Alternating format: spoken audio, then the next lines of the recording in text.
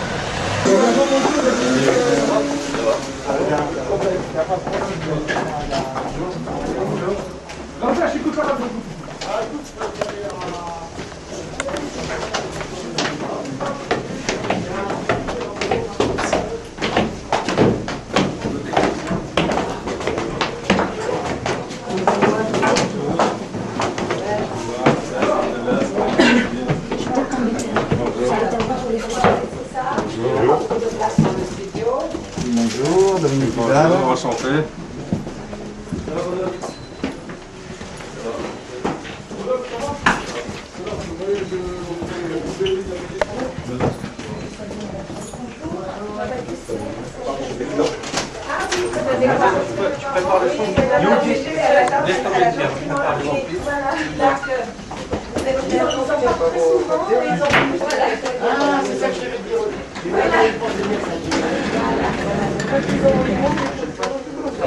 Excusez-moi.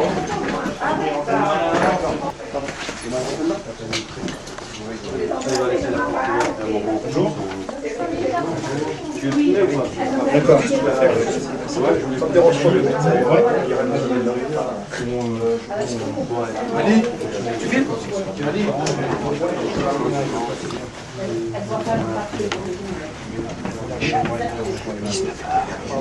Qu'est-ce qu'il a dit là? À ce point, il faut partir à 18h30. Donc, ils sont rentrés du studio. Ouais. Vas-y. Ali, de la part de Lila. Elle est où? Il est parti amener les bagages et le dessin à ce point. Pour ceux qui veulent écouter, vous pouvez vous mettre là.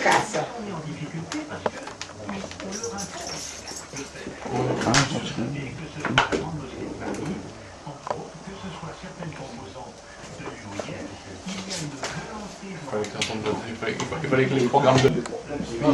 Ah oui, éteignez les portables s'il vous plaît. On va pas arriver à se taire.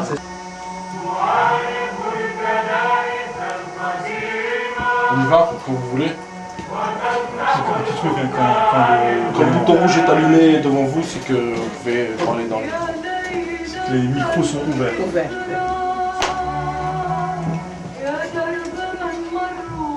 La triade, comme on la surnomme, le trio, la triade, c'est comme vous voulez. Michel Warszawski à ma droite, militant pacifiste israélien. Dominique Vidal, rédacteur en chef adjoint du monde diplomatique. Leïla Chérif, déléguée générale représentant de la Palestine en France. Et avec moi sur le plateau, Christian, comme d'habitude, pour mener l'interview. Dans le cadre d'une tournée française, franco-française pour le moment, bientôt européenne, pourquoi pas, 25 villes, me disait M. Vidal en off, plus de 20 000 personnes, 50 rencontres dans les quartiers, dans les centres-villes, pour parler d'un sujet passionnel, la question, comme dirait Denis Siffer, la question passionnée de l'histoire de France et de l'histoire d'Israël, de l'histoire de la France et de l'histoire de la Palestine. Pour ça, vous avez décidé il y a 3 ans, je pense maintenant, 2 ans, de vous déplacer dans plusieurs villes. Vous clôturez l'année à Roubaix demain soir à 18h, à 19h30, Salvat Romé, le 18 juin 2005. Là, on va commencer, alors je ne sais pas quelle heure, au nord aux dames, donc Leïla Chahid, marhaba, bienvenue sur les ondes de Pastel FM. Alors, pourquoi cette tournée dans les villes et dans les banlieues de France pour que les gens puissent comprendre? Premièrement, parce que les gens nous invitent à venir leur parler. Comme vous dites, la question israélo-palestinienne passionne énormément de citoyens et de citoyennes en France. Et je dirais en particulier dans les dernières années où elle a traversé un moment très difficile. On a, à un moment donné, cru dans la paix, puis perdu complètement espoir. Et aujourd'hui, on est entre les deux. Nous avons eu des invitations de mouvements associatifs dans les banlieues des grandes villes, dans les quartiers, où il y a une population métissée, mélangée, qui débat beaucoup, qui s'interroge, qui a besoin de s'exprimer et qui a besoin d'entendre directement l'opinion des personnes concernées. Nous avons commencé par répondre à la première invitation, puis sont venues les unes derrière les autres d'autres invitations qui nous ont fait plaisir, parce que nous avons le sentiment que c'est aussi un débat nécessaire pour nous autant que pour les citoyens. Je crois que c'est une question qui, contrairement à d'autres questions de politique étrangère sur le plan mondial, intéresse les citoyens parce que c'est une question qui pose le problème de la manière dont on peut vivre ensemble, la manière dont on peut partager réellement une vision d'avenir, de coexistence, dans la différence des cultures, des religions, des langues, et dans un esprit, je dirais, républicain, démocratique, et c'est très important. Pour toutes ces raisons-là, nous nous sommes retrouvés allant comme ça de ville en ville, d'association en association, de banlieue en banlieue, depuis maintenant 2 ans. Et c'est vrai que pour nous aussi, c'est très enrichissant. J'espère que c'est aussi enrichissant pour ceux qui nous invitent. Je le pense, je le pense. Monsieur Vidal, les Amis du Monde Diplo vous invitent souvent. Je rappelle, vous êtes l'auteur d'un dernier ouvrage que je conseille aux auditeurs, hein, Le mal-être arabe, les enfants de la colonisation, de Karen Bourtel. Vous êtes aussi, vous, partie de la triade.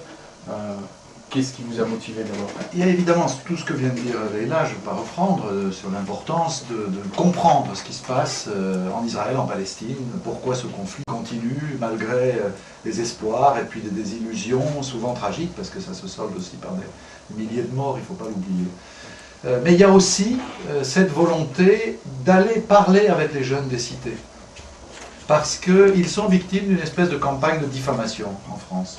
On les accuse de tout et de n'importe quoi, ce seraient eux qui commettraient les actes antisémites, ce seraient eux qui violeraient les femmes en tournante, ce seraient eux qui seraient responsables du terrorisme. Tout ça, évidemment, ne tient pas debout, mais ça laisse des traces, et c'est très important d'aller parler avec eux pour leur dire qu'on ne marche pas dans ces campagnes de diffamation, qu'il y a des vrais problèmes, et que ces vrais problèmes, il faut les évoquer. L'affaire du voile a été comme une espèce d'arbre qui a caché la forêt. Eh bien, il faut parler de la forêt. La forêt, c'est la ghettoisation, avec ses conséquences.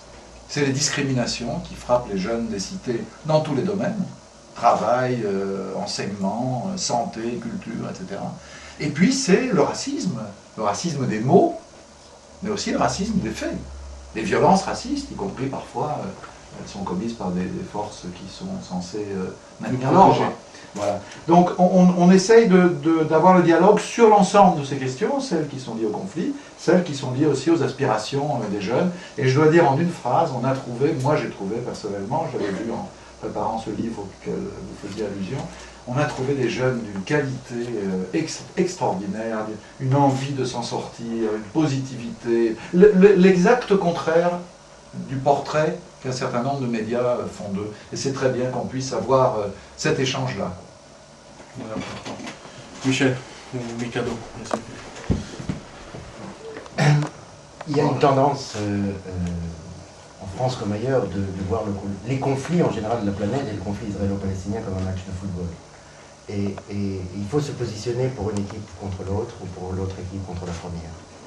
Et il y a dans la symbolique aussi de notre triade une rupture de cette perception et un message. Parfois, on nous le dit parfois, mais vous ne débattez pas, vous n'êtes pas l'un contre l'autre. Non, on essaie de présenter, chacun avec ses opinions et ses propres analyses, et parfois je diffère, une perspective commune, une façon de voir la réalité et surtout d'essayer de travailler comment s'en sortir. Et je crois que cette conception du ensemble, et pas l'un contre l'autre, mais que l'on peut, et cela se fait en Palestine et en Israël, dans une coopération qui est minoritaire mais qui est réelle, le montrer à des publics français, franco-français ou français d'origine diverse, c'est très important.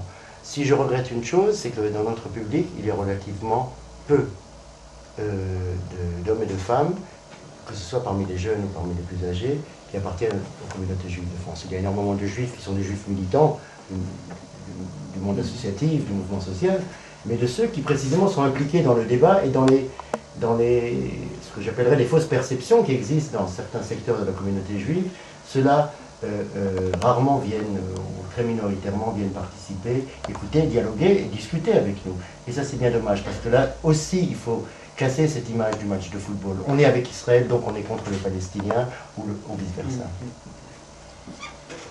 Ça c'est pour les raisons.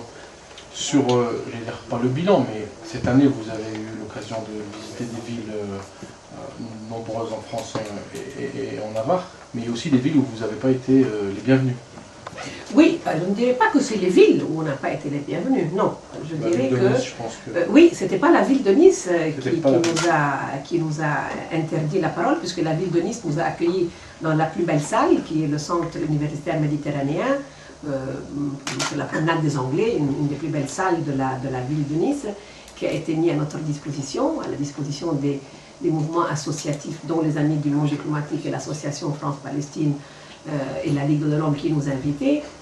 Par contre, nous avons eu des problèmes avec ceux qui ne voulaient pas qu'on aille prendre la parole, en particulier dans le quartier de l'Ariane, qui est un quartier de la banlieue de Nice, un quartier qu'on peut appeler un des quartiers les plus ghettoisés, où c'est une population surtout d'enfants de travailleurs immigrés. Et c'est curieux que c'est justement là qu'on ne voulait pas nous laisser parler. Et donc nous étions très surpris que la veille de notre arrivée, on avait annulé les salles qui devaient nous accueillir, les salles que les mouvements associatifs avaient réservées pour justement qu'on puisse débattre. On était aussi invités dans un lycée par les enseignants du lycée qui enseignent les conflits du XXe siècle et qui nous avaient donc invités à discuter avec les élèves qui avaient préparé les questions concernant le conflit israélo-palestinien, israélo-arabe. Et je ne peux vous dire que ce qui s'est avéré être une pression faite par le CRIF national, puisque le président Kuckerman, le président du CRIF, a dit lui-même sur les radios françaises que c'était lui qui avait intervenu pour qu'on nous empêche de prendre la parole dans le quartier de l'Ariane.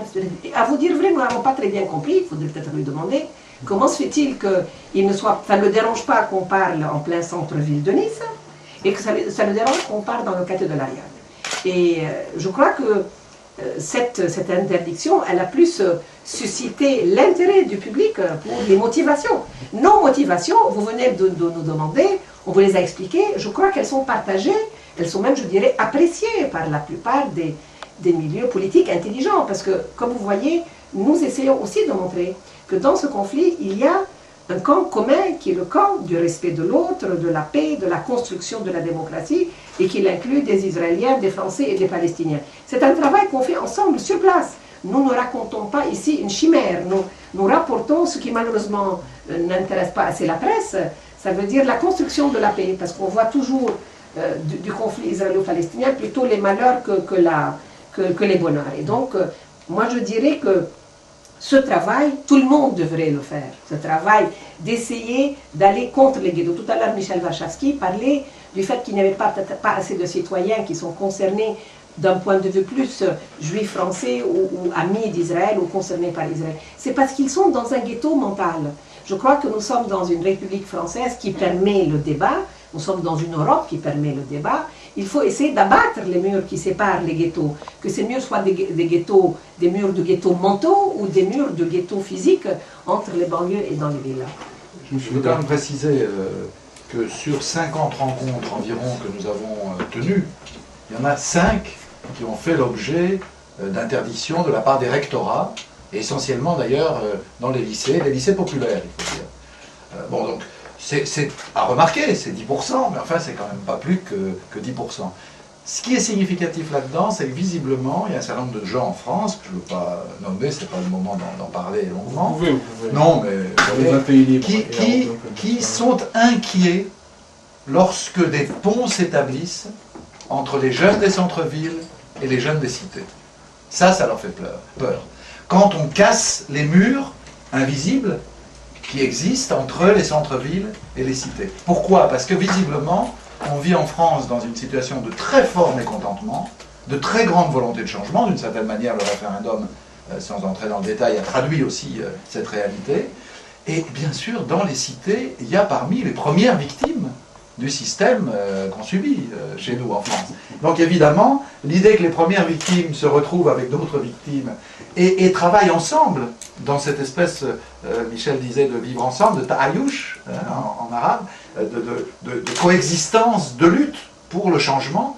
Alors ça, je crois effectivement, il y a des gens qui ça fait peur, et sans doute c'est ces gens-là qui ont essayé d'interdire ici ou là. Mais comme le disait Leïla, ça nous a fait surtout beaucoup de publicité. Un grand nombre de demandes et d'invitations sont venues après l'affaire de Nice. Donc, je vous dis juste ça parce que je vous apprendrai peut-être que Nabil El Nagar, que vous connaissez, militant ex-président de la FPS, a été interdit d'expression à Nice pas plus tard qu'il y a 2 jours. Donc voilà, c'est une information que je vous donne peut-être là en direct. Mais il y a encore des villes où il y a de la pression. Votre ami et rédacteur en chef Alain Grèche s'est fait interdire lui à l'université de Lyon.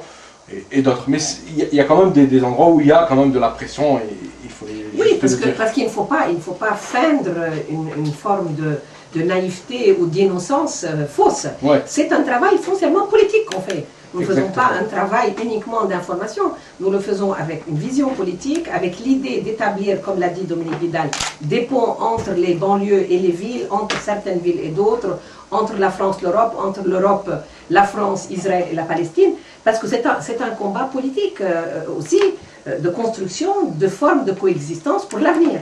Et bien sûr, il y a ceux qui ne veulent pas les coexistences, il y a de ceux qui veulent faire de la France une France de juxtaposition, de communautés qui s'affrontent et qui se renient les unes les autres, et pas du tout une France qui construit une citoyenneté réelle. Et donc, on verra bien qui va finir par gagner. Mais c'est donc normal qu'il y ait aussi des forces politiques qui n'ont pas envie que ces ponts se construisent entre les uns et les autres.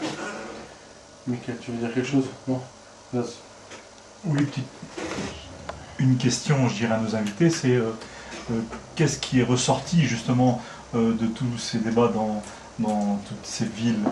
Quelles sont les interrogations les plus frappantes? Alors, avant tout, je pense qu'il y a une chose qui est très importante pour moi, personnellement, en tant que militante palestinienne, responsable palestinienne, c'est de clarifier que ce n'est pas un conflit de religion, que ce n'est pas un conflit de communauté, qu'il n'y a pas une inévitabilité historique de mésentente entre le peuple juif et le peuple palestinien, que c'est quelque chose...